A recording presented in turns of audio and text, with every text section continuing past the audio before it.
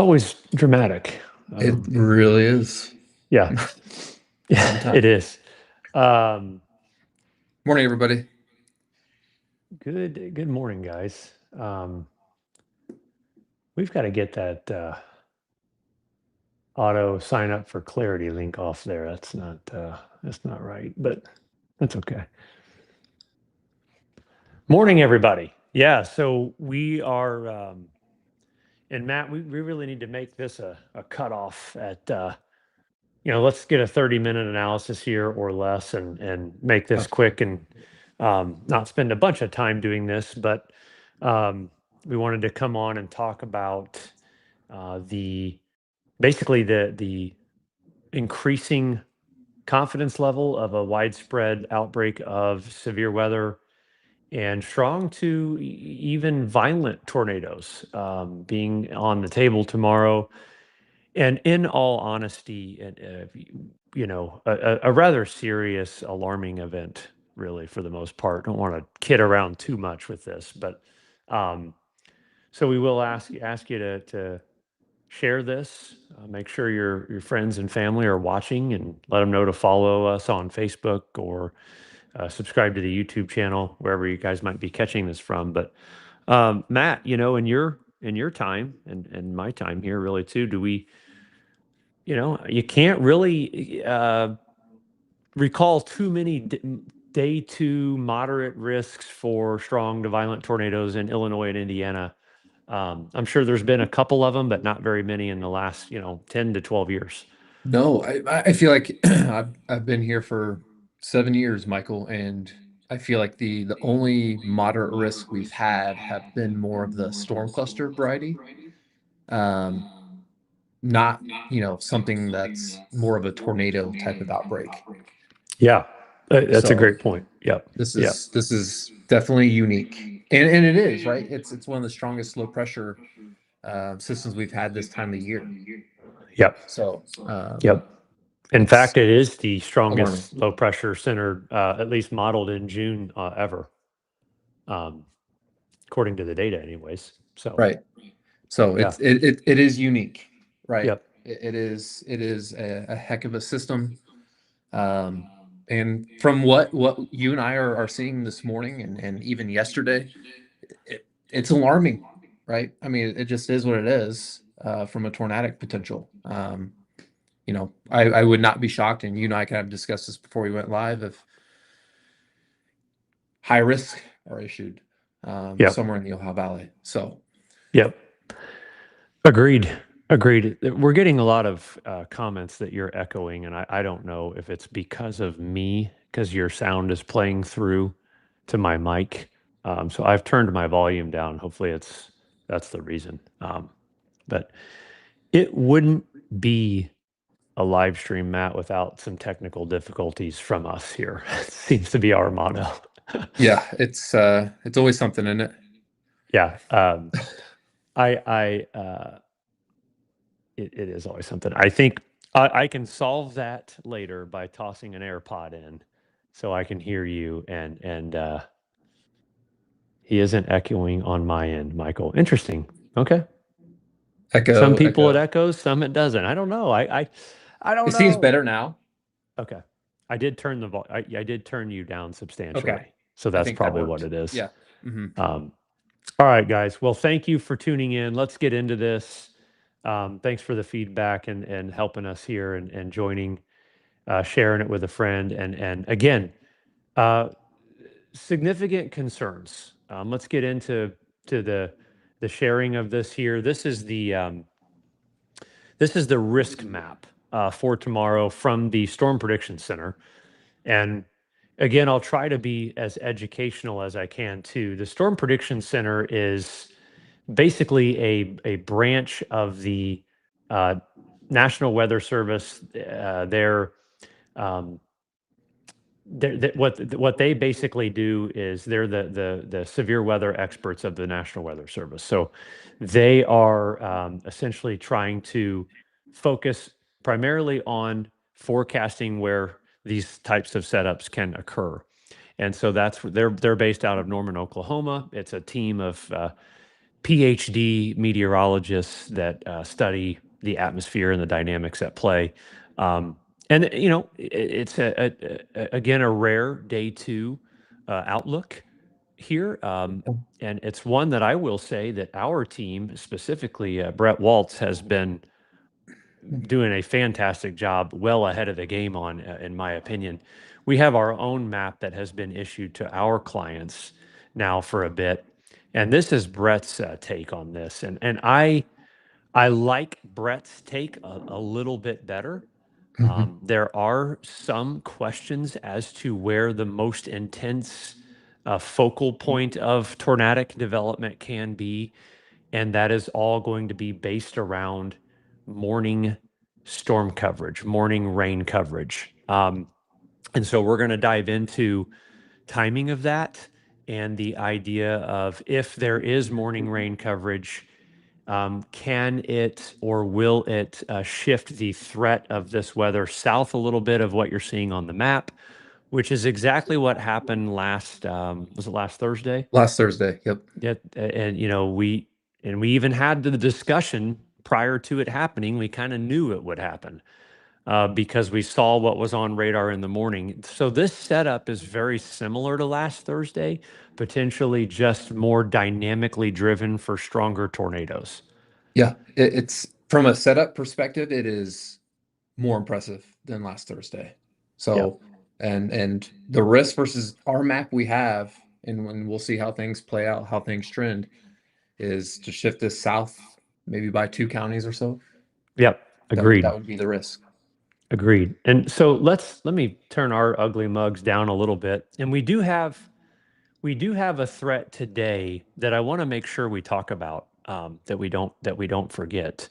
And that threat today is, uh, where's my, oh, it's because I'm doing with the sharing there. Um, the threat today, guys, is for there's a potential for strong storms today that I want to make sure we highlight. Let me fix this real quick just so I can pull that out a little bit. There we go. Maybe. I'm not sure what's going on, Matt. I can't get my tabs. There they are. There we Sorry, go. guys. Today's outlook, again, the potential here for an isolated tornado, an isolated strong storm risk up here to the north. It's a marginal outlook for severe weather, but we do have it. We do have the potential for thunderstorms this afternoon and this evening, and some of those could be strong to severe. And you can see the latest run of the HRRR. In fact, more, Matt, kind of the same thing because it tries to pop up morning rain in the marginal risk area. It might zap instability. The HRRR says a line of storms comes through around 4 or 5 o'clock, a little further south than the risk area. Well, and keep going, Michael, on the future radar. I think most notably it's the second wave. The second, okay, yep, there we go. I think Yeah, it's thanks for most pointing that notably out. that wave in particular that's going to have the strong to severe potential, some damaging winds. I can't rule out some isolated large hail and then a few tornadoes. I think as a general rule of thumb, the further north into Indiana you are, the further south into Michigan you are, a little bit of a better threat versus elsewhere.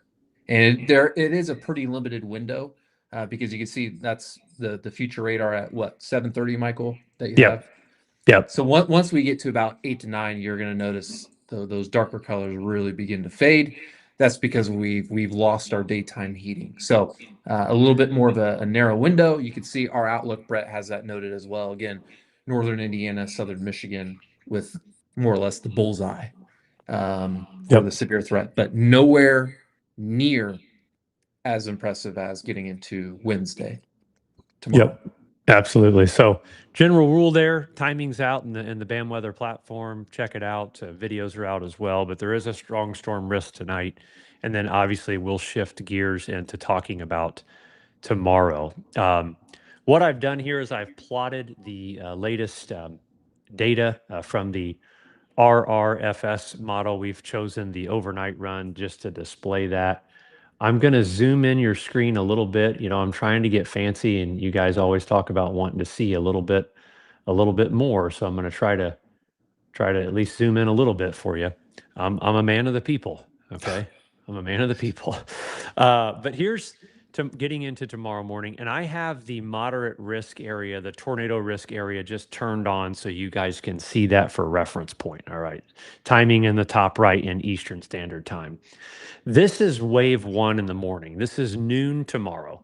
Okay. Again, this is not a slouch here. This wave can still pack a hell of a punch. Yeah, No absolutely. question. So, severe weather, wind, and particularly hail, Matt, I think, as the isentropic lift is somewhat enhanced with the northward progression of the warm front. There can be hail with this morning wave. Yep, I agree. Um, and but again, this is 2 o'clock tomorrow. And anywhere you see these purple, these magenta lines here, that those are indications of strong updrafts within the model that certainly promote a risk for these storms to be severe. It's not that they won't be severe when they come through at 3 o'clock tomorrow afternoon. And as they move eastward, they're still strong. But this is what I want to discuss because the northern edge of this, where there is this pre main show wave that we just showed you, potentially, all right, potentially could limit the instability for the second wave, which is really what this moderate risk is for, Hmm. right? So again, I'm not saying that it will, but that's a risk to this forecast. Now you can see what the RRFS doesn't care. It still brings it in here, and I think there's a lot of weight being put on this model from the Storm Prediction Center, which I don't disagree with entirely because of the dynamics and the winds at play. I'm going to let Matt talk about that in just a second, but general timing of the second wave, Eastern time. So if you're Central, deduct an hour. If you're watching out there in Illinois and Iowa and things in Missouri, but um, this is 6 Eastern, 7, 8, 9, and again, this is just a really nasty look in general, and it continues to come south. And the reason I think that this risk can still possibly set up a little further south is because there was less morning rain here. Hmm. And so, if anything, what could happen, perhaps the risk tomorrow, whether it be moderate or high, Matt, and maybe this is a play the SPC runs, is maybe it's a larger moderate risk, Hmm. or there's some area in here where we split the difference and a high risk does come out. Um, that's not off the table whatsoever, in my opinion. I know there's a lot of lines here, and this may be confusing, but that's the idea is generally in this area I've circled in the red and the purple. That's where the risk is certainly going to be the highest. And south of I-70, where I have this development continues, you are not out of the woods by any No. means. There can be strong to violent tornadoes in this area for sure. So just something to keep in mind. Now, again, this is late tomorrow night, and the timing is absolutely up for grabs. Timing's not set in stone. We don't want to just say it's absolutely 11 p.m. to midnight out through 1 a.m. Um, but that's the idea right now. Here's 2 a.m. Thursday morning, getting into 3 a.m. And this lingers it really south into the Louisville area, northern Kentucky. But um, let's talk about some dynamics to this, Matt. And I'm going to let Matt kind of share. And do you want me to navigate, or do you want to share your screen, Matt? What's easiest for you? Uh, I can share my screen. Yep, that'd probably be easiest. I want Matt to talk a little bit about some of the technicals, some of the low level winds, the upper level winds, and some of the tornado parameters and stuff to a little bit more detail, um, and just the sheer, honestly, I guess the word would be shocking winds that we're seeing. Yeah, so I want to start off with the low level jet, and if you watched our stream yesterday, We talked about this at length, but whenever we talk about a low-level jet, we're talking about winds about 5,000 feet above the surface. A low-level jet's just really strong winds at that level. And this is as we get to 1 p.m. getting into tomorrow. This is 1 p.m. And then look what happens as we get to 7 p.m. We see a strengthening of this low-level jet. In fact, this is 70 knots, in some spots even 80 knots in this low-level jet. This is strong for any time of the year. This is one of the strongest I've seen in the Ohio Valley for June, Michael, that I can recall. So it is a very strong low-level jet. You combine that with a record low strength with this system as well. It's all hinting at a very dynamic system. Now, we talked about this yesterday as well. Michael, I still hear a little bit of an echo, by the way. Uh, Uh-oh. yep.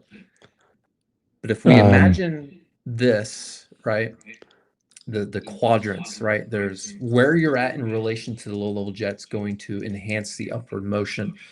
And especially this quadrant right into here does favor a lot of upward motion. I would say this strong winds at this level are just going to favor a lot of upward motion as well. Now, this is just one level of the atmosphere we can look at, right? Let's just, for instance, look at the 500 winds in this particular instance. And you can see we've got a 100-knot jet stream at 500 millibars. So that's kind of even further up in the atmosphere, near where airplanes fly, right? This is very strong winds at this level. And really, I can look at basically any level in the atmosphere, and it's suggestive of very strong winds. Now, one thing you're going to notice as well, the barbs, the wind barbs, you can see the wind direction. And notice they're doing one of these numbers right into here. Notice the how the winds are spreading apart, right? The winds are spreading apart. We call that divergence. And if the winds are spreading apart at this level, beneath this, the atmosphere has no choice but to go up in this particular instance. And so, from a pure dynamic, we call this dynamics in meteorology when we're talking about the winds. It's very dynamic. It's a very strong system. It doesn't really matter how you slice it. Now, I do want to go to the future radar real quickly, and I do want to show us some atmospheric soundings as this wave does move through. Let's start with the AM or the afternoon wave first and foremost. I'm going to click on this is just northwest of the Indianapolis area.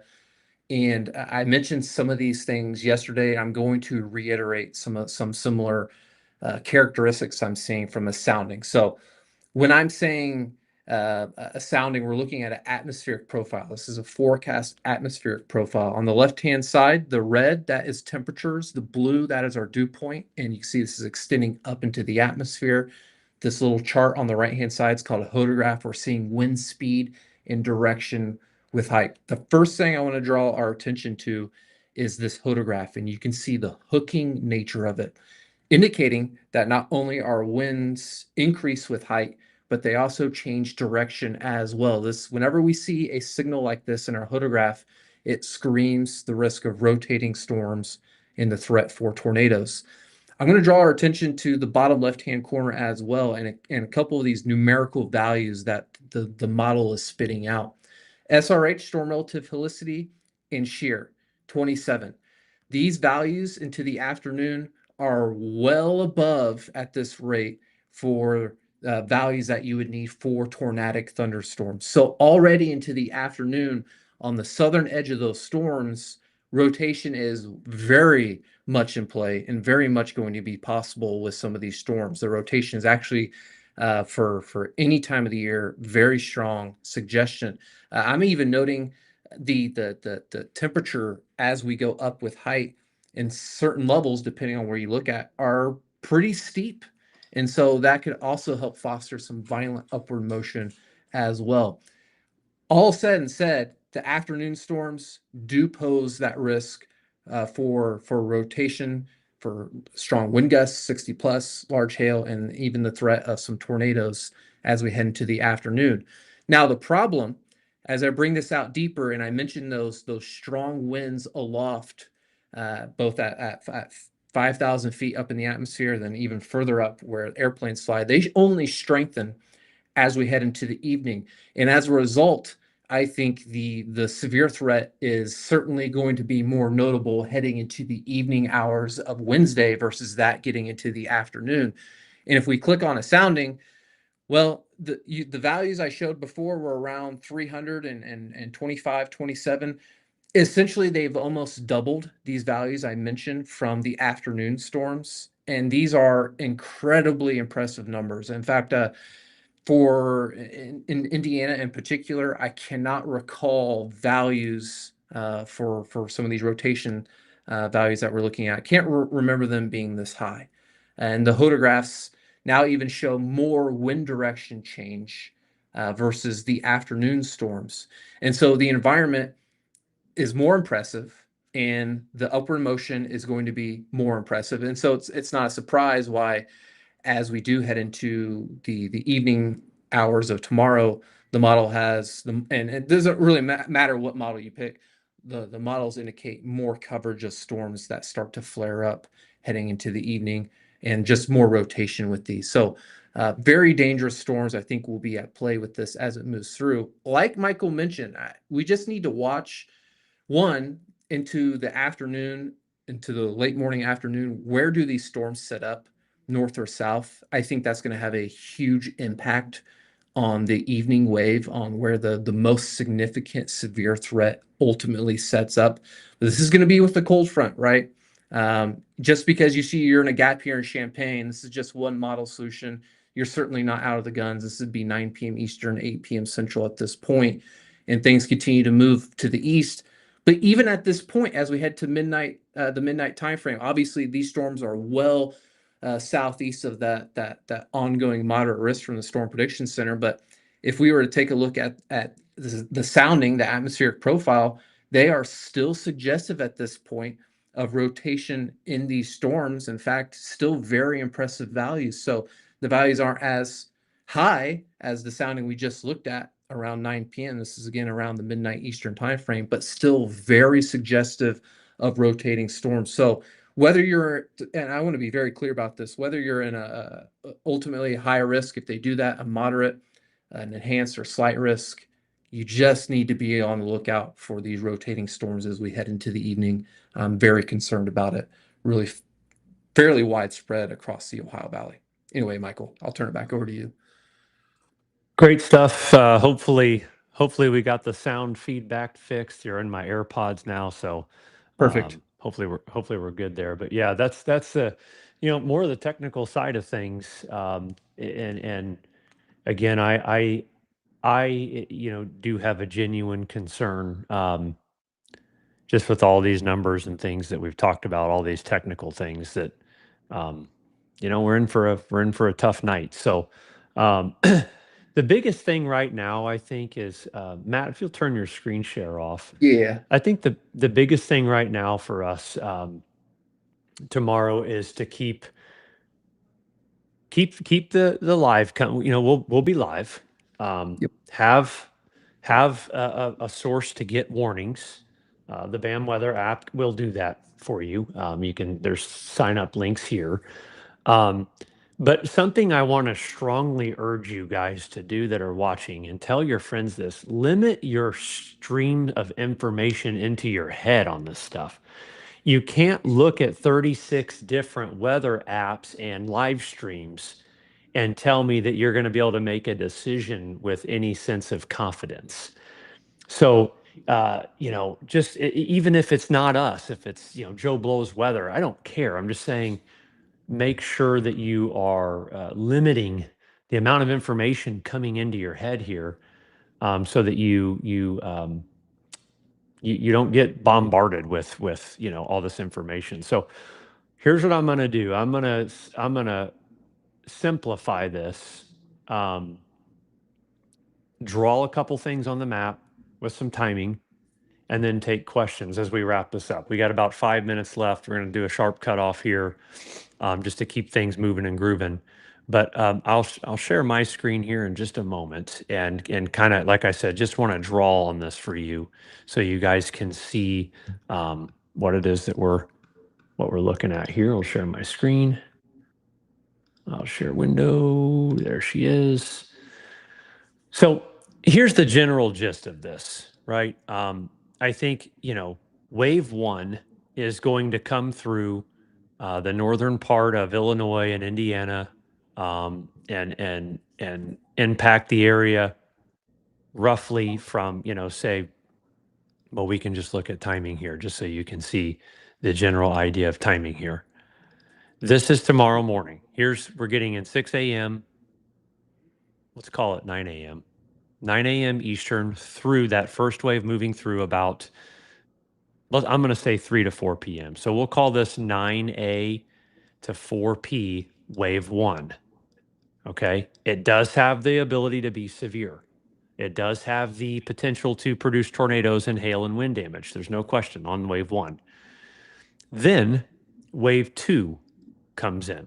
All right. This is along the main line. This is where the bigger threat lies for tornado development, strong to possibly violent tornado development. That generally is probably going to be about 5 p.m. to about 1 a.m. Okay. And that's going to be generally right now, give or take an area somewhere in here, probably. And we're going to call that, 5 um, to 11 p.m. Maybe it's a little bit later. Nonetheless, this is the area where I have more concern for strong to violent tornadoes in the second wave. So what I'm doing here is just trying to make it very simple. Okay, these are just general drawings with general timelines of what to expect. In terms of our severe weather, focal point of where the worst of the worst can happen, that's probably going to fall somewhere in Hmm. here. That's where if you're in this area, this is where I would be the most concerned for tornadoes that can stay on the ground for extended period of time and surpass that strong to potentially violent stage of strength, meaning EF3 or greater strength tornadoes. Um, so that is, again, just kind of the general rundown of timing and the general threat area based on everything we've looked at, everything that we're seeing. With that said, I've got a couple of minutes to take a couple of questions, and then we're going to wrap this up. What is the confidence within the models? I would say right now we're probably a 4 out of 5. I was going to say the same thing. Okay. Yeah. There's not a huge Rain difference in total. the modeling right now. Agreed. Rain totals the next few hours or the next 48 hours. Not something we've touched a lot on, so great question. Here's the rain totals right now. You can see locally there's probably going to be some very heavy rain, especially areas that get both waves. There could locally be over 3 or 4 inches of rain. Yeah. Flooding concern too. This person says, is Clarity running a discount? We do two things. We no longer call it Clarity. It is the BAM weather platform, Luke, but we do have a sign up link here. We do not have discounts running currently, but you can click on the link and get signed up to check it out in the comments.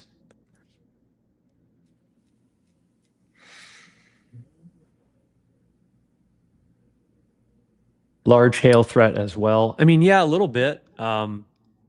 I think the largest hail threat is probably going to come a little bit further west into Illinois. And that's probably going to be as there's a little bit more in the way of some colder upper levels out there and better lapse rates. So there's probably a Yep. better hail threat a little further west. I was going to say the timing of that cold front out there definitely favors those areas that have a little bit more instability for a time. Yeah. What's the heaviest risk area within that purple circle? Where's that? Yeah, I can't get that detailed, Cade. That's that purple circle I drew is about as local as I can get right now. Yeah. The main threat for Southeast Indy is tornadoes and wind, damaging wind. Yep. Shiloh Park is having church camp, over 300 kids, question marks. Okay. Thank you, Not Scott. yeah. We appreciate that comment there, that compliment. Thank you, Scott. Yep, everybody be sure to share it with a friend and tag a friend, all the good stuff there. May have missed it. What's the projected STP? I'll show you real quick because that's a cool question. I mean, I like to show those types of dynamics. The significant tornado parameter is what he's referring to, which is a tool that helps us, come up with the potential of using words like strong or violent tornadoes. You're on the And it 9Z, is, Michael? Or yeah, it's the only one that goes out far enough. oh, you're on the wrap. Okay. The wrap, Gotcha. yeah. Yeah. But this is the general STP values right now, which this is what the 12Z HRRR will initialize off of. So I imagine the HRRR that comes in this morning will look very similar to the wrap here that came in a little bit ago. So I mean, we're almost maxing out the scale. yeah, yeah. Great comment here. Appreciate that, Missy. BAM weather is absolutely worth it. It is BAM weather now. It's not clarity anymore. Just Yep. tell your friends. Tell your friends. Tell your friends. We changed it, but no, guys, this has been great. We just wanted to provide some update to this. I would imagine we'll probably come back this evening, Matt. Maybe around 8 o'clock again. We'll have updates throughout the day. The team will be posting to the social media channels, and we'll be putting updates in the BAM weather platform. So if you want more of that, make sure you sign up or keep it tuned into the channels. And let's just go ahead and say 8 p.m. Eastern tonight, we'll be back with another analysis. And then obviously, we will be live tomorrow evening throughout the duration of the event as well. So thank you guys for joining in. Share with a friend. Thanks, Matt. And we'll be back later. Yeah. Thanks, everybody. Appreciate you. Thanks, guys.